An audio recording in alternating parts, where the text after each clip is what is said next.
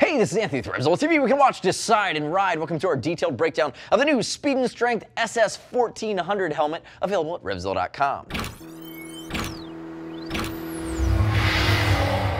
The 1400, part of the new collection from Speed and Strength. They're launching the 1600 and the 1400 at the same time, at the same price point. I think they're crazy, but I actually like how they differentiate it. So this is the 14. It comes in some graphics. It comes in only a matte black and a gloss black. We'll see if they expand that over time. And what you're going to notice is that for around that $200 mark, you're getting a sport-inspired, but it's sporty enough, and it also can float into that sport touring realm, DOT and Snell rated helmet. And that's the big selling feature here. It's going to be a fiberglass composite shell, DOT Snell rated. It's about 3 ounces heavier than its brother, the SS 1600. It's going to be 3 pounds, 12 ounces. But the key differences here are going to be that it's going to have a more muted profile. It has an intermediate to neutral oval head shape. Remember that, because the other one's going to be a bit more round. I'm going to get to that in a second, but it's, again, not as aggressive. The SS 1600 is a super aggro mode. This guy is a bit more refined. Now, back to the fitment. Intermediate neutral or intermediate oval, that's a little bit longer front to back. That's what we typically see in the American market. The 1600 is going to be intermediate round, which doesn't fit as many folks. If you're concerned about fitment, this guy's probably going to be your best bet. It'll fit more in line with a lot of other helmets out there. Remember, we do ship for free,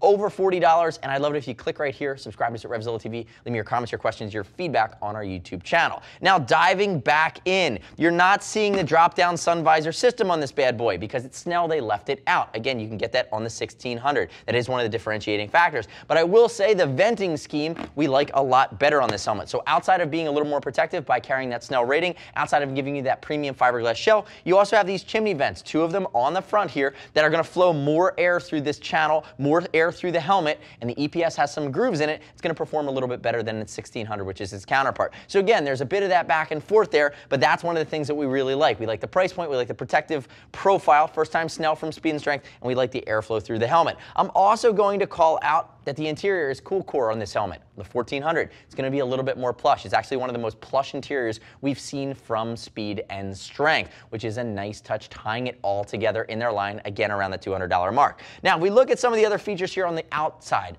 on the exterior, you're going to see a chin vent down here along the front. You notice where the button is for it. That's one of our nitpicks. It's a little low. It's a little hard to find with a gloved hand, but that's okay. Again, there's a bang for the buck factor here. You can't get everything you need. When we open our visor as well, I would like to see them improve this gasket, maybe beef it up a little bit over time. But again, not the end of the world. It's just something that I think that they could do a better job with moving forward. Now, if we turn the helmet sideways, you're going to see it's the typical Speed and Strength shield change mechanism, which is super simple to operate. It's got a single lever on either side. You're going to see me push it up. You're going to see this shield pod start to move. I could completely remove it from there. I'm going to push it back in. It locks right in. So I push it up. This bad boy would pop off. But again, I'm just good to go. It's very, very easy to operate, very quick on both sides. And if we look at the exterior, notice the profile. We talked about the fact that it's refined, very much a sport-oriented helmet, but again, it has a nice sweeping line to it. It's not that aggro Decepticons look that you get on the 1600. If I move around to the back, you're going to see that there are Venturi vents here tying with this rear wing that are going to flow out, or they're going to channel out that warm, moist air as you begin to sweat in the helmet, as your sweat gets absorbed through the cool core liner and then evaporates out and gets sucked out of the back of the helmet. Again, it's a nice touch. Now, if we move it back around to the front here, and I'm going to grab my donut really quickly, let's turn it on its ear and let's break down the guts. Notice on the neck roll here, there's a little bit of that wing factor. It's a little bit of a PU material that's molded in.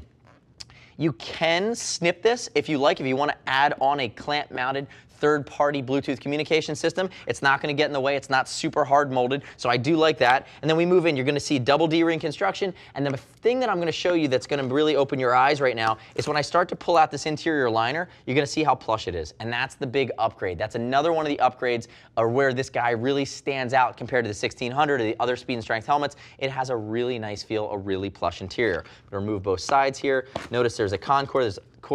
There's snaps, a little bit of Velcro. Notice the big cutaways on the inside for where the speaker pockets would go if you are going to put a Bluetooth communicator system in. And as I start to remove my EPS liner, you're going to see a few things. 2 snaps down here along the back around the occipital ridge of your head. And then if we move to the front of the helmet, they're not forehead snaps. What they are going to be areas where this integrates on the plastic, on the brow, which you're never going to feel. Again, that's a nice touch. Noticing how it clips into the helmet, noticing how there's an area of mesh behind it. It's going to flow better air to the head as far as having great cutaways and not having these two big snaps that might create a pressure point at the top of your forehead. If I pull it up like this, again, you're going to see the plush factor. We really like what they did here. Now, if I move into the guts of the helmet, you're going to see a multitude of vents, and you're going to see that channeling. Whenever you can channel into your EPS, there are those ridges right along the top of the head. It gives the air a little bit more room to move and circulate around your head. You know, we went out and we spent a few miles on this bad boy, and we did find that we liked the venting scheme compared to some of the other Speed and Strength lines. So we did feel that it had rock solid venting working for it. So remember, as we break down the SS1400, remember in the same price range for graphics as well as solids, you're going to have that 1600, which is super aggro. That's the one that's trying to date your sister. That's a decision you have to make. You're going full aggro or you're going a little bit more protective and refined, but it's nice that they have them at the same range of price.